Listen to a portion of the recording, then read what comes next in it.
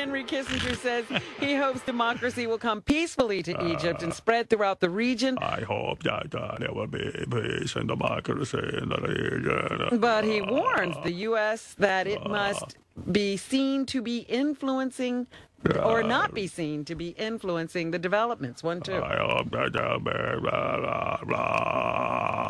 I do not believe it is wise for the United States to be on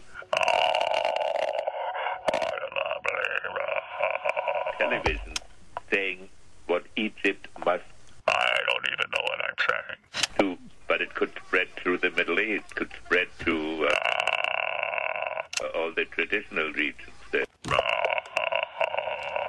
The banned Muslim Brotherhood has been involved in the discussions, with the U.S. expressing its support for the group's attendance.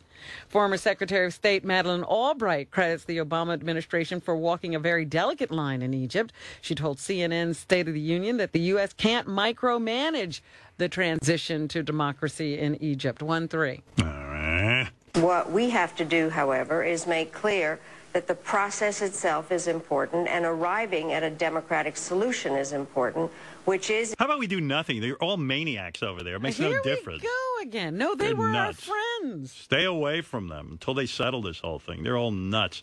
Rich, go ahead. You're on the air. And Hosni Mubarak's taking $70 billion out of the country. That's all money. So they should be upset. And that's all money we sent over there. That's our money. That big dummy. If he kept $1 billion for himself and gave all back the money to people, he'd still have a job. You act as if no one knew what he was up to. Hey, what's the deal with those lazy motherfuckers on Howard TV? 1 month, no bonus show, no show in the hall. Come on there, Doug Goodstein. What kind of organization are you running over there? Yeah, let's put the wrap-up show on Howard TV. I mean it. I want that done. Oh, but they got a lot of they got a lot of big stuff coming up on Howard TV. You gotta get that John Hein off his fat ass. I need my fixer, Rachel Fine. Yeah, come on. Is John Hein the holdup? Yes, he's a I like holdup. Sales tweeting, but a little less tweeting, a little more show in the hall. Okay, you got it. That's my Get promise. on that, All right. Doug. And me too. I'm going to get on him. Hey, I love your show. Thanks, Rich. Since you've been on Satellite. Great stuff. Thanks, brother. One of the reasons we were so friendly with Egypt, Howard, was because of the treaty they signed, the peace treaty they signed with Israel. Right. But one of the opposition leaders has expressed some hesitation over the country's peace treaty with Israel. Nobel laureate Mohammed El-Baradei told NBC News' Meet the Press that enforcing the terms of the 1979 pact was also up to Israel. El-Baradei says he's still behind the peace pact.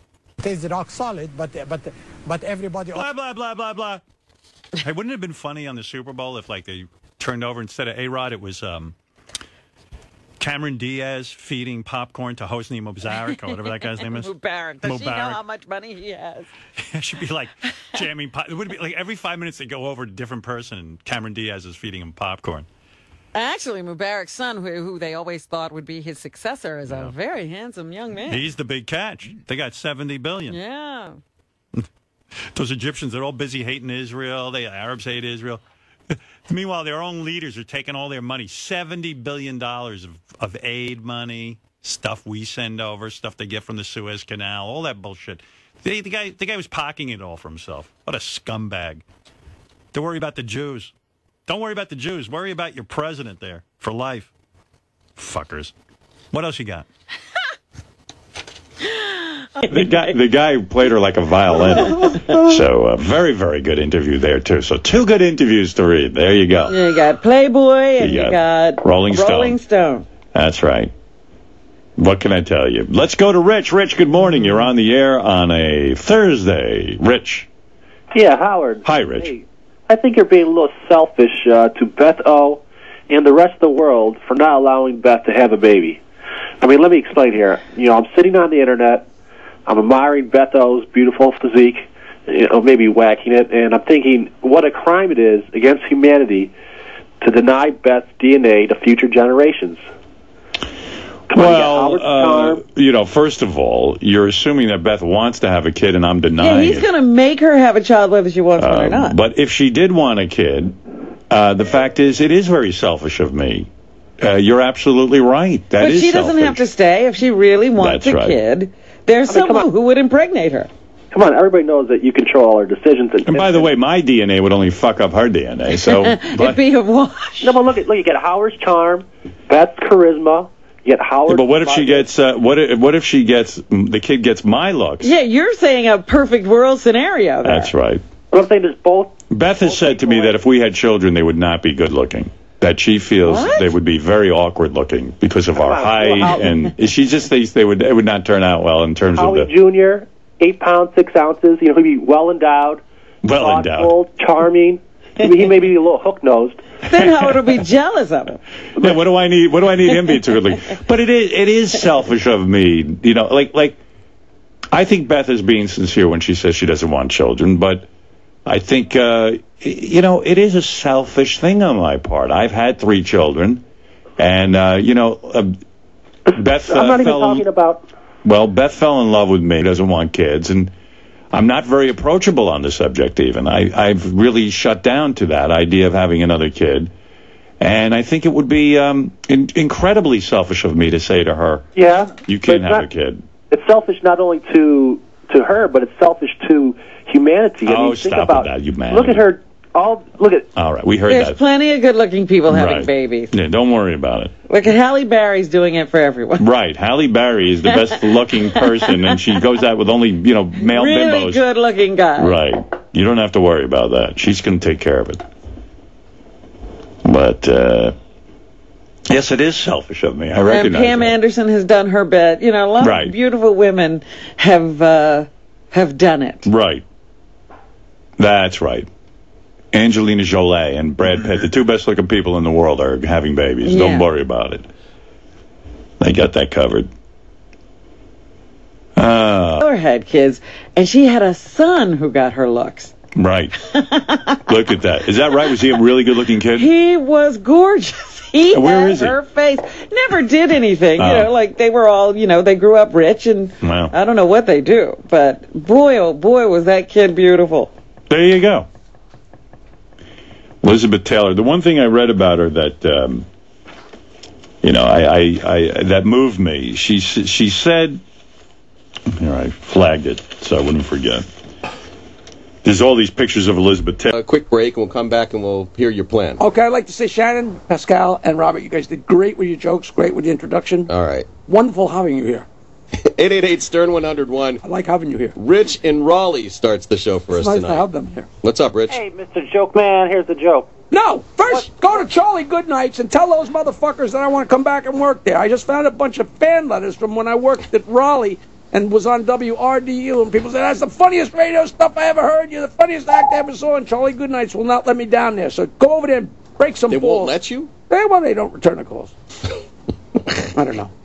I didn't mean to rant on you. I'm just wired up because Shannon has the most round breasts. You wouldn't believe it. She's looking good.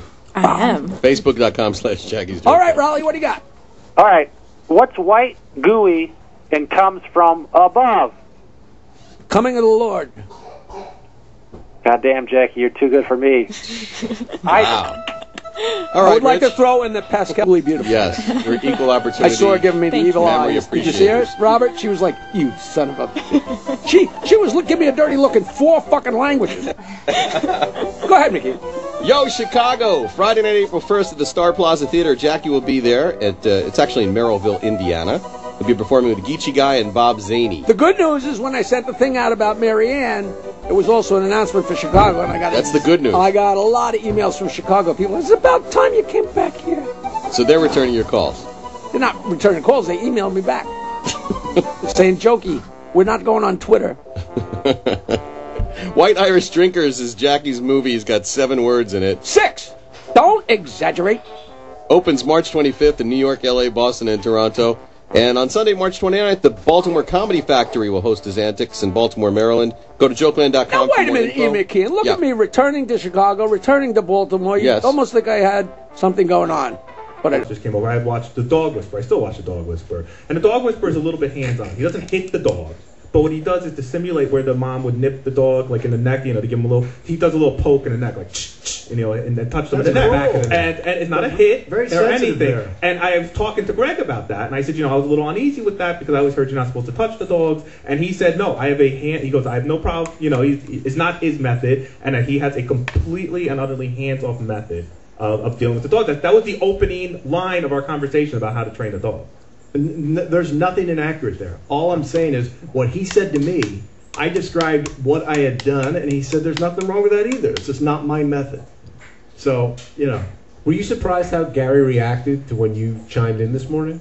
Yeah, he got very angry when I just brought out some facts that Gary has an electric fence. And to me, an electric fence is a little more harsh than slapping on the ass. A lot more harsh. My dog doesn't even wear an electric collar anymore. Well, he certainly had to at one point. Yes, he did. So it's a pretty common rule. It's a common tactic, and I guarantee you, my tactic is more common than your electric fence. Well, why did they stop wearing? Why did they stop wearing? Because he just knows now. Yeah, but is it because he got shocked enough? Would you do it again if you got a new dog? Would you? I think I would. You know what? I live in a neighborhood where there's a lot of cars that go by. I have a very, very active dog. You know what I mean? And I don't want him running into the street and getting run over by a car. I'll tell you, too. Would you put an electric collar on Mary if she became a man? Sure. We just got new couches, and my wife didn't want the dog for once to be on the couch. And normally, Cookie the dog had always been on the couch. So suddenly we had to train her a new way. So she found these electric pads that give you a little shock. Dog did it once, hasn't been up there again. Oh, so you shocked the dog too, and you're making fun of Gary? I know, exactly.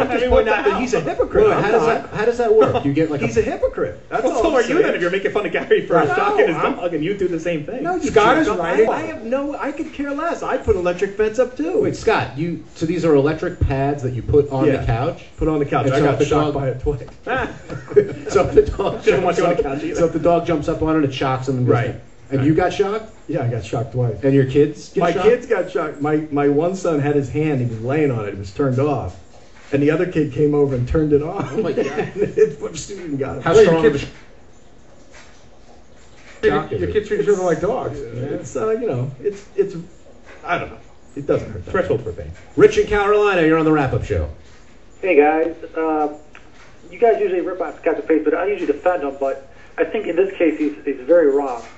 The main reason why you don't want to be beating your dog is just the same reason why my brother, when his dog does something wrong, he kicks him and he really does it aggressively. But guess what? His daughter shows, his daughter's now learning that it's okay to hit. But sir, wouldn't you say that what you described? Wouldn't you say what you described is a little more than what I did? I merely slapped the dog in the ass like 4 or 5 times, not very hard. I never kicked her. Well, we don't know. Hold on, we don't know that to be the case. Well, I've described that's it. That's what you tell us. Are you telling me? I would like to see documentation. On the couch, you're not going to whack the hell out of it. Give me a break. No, I'm not. I push it off. I push it off. And you need it. Well, you need it. Me taking No, that's the bunch of crap too. You said it on the show. You said when a dog jumps up that you need it. And I don't think you were kidding that day. Yes, it was a joke. Someone said what you do is that was one method. The other one was to step on the back foot while you're holding the front. You'll hear a dog yelp, and you'll hear about their threshold. I got to say, me asking for documentation that I don't know that you hit your dog any more than you don't know that Obama's birth certificate is real. In other words, I'll take your word at it. Well, you took my word that I hit her in the first place. I think you. But how do I know? If you admit to hitting your dog, how do I know what level you're really telling the truth about? Well, then you might have shocked both times. Maybe I have. Yeah, I may have documentation on that. Dave in Long Island, you're on the wrap-up show. Yeah. One thing I wanted to. Oh, sorry.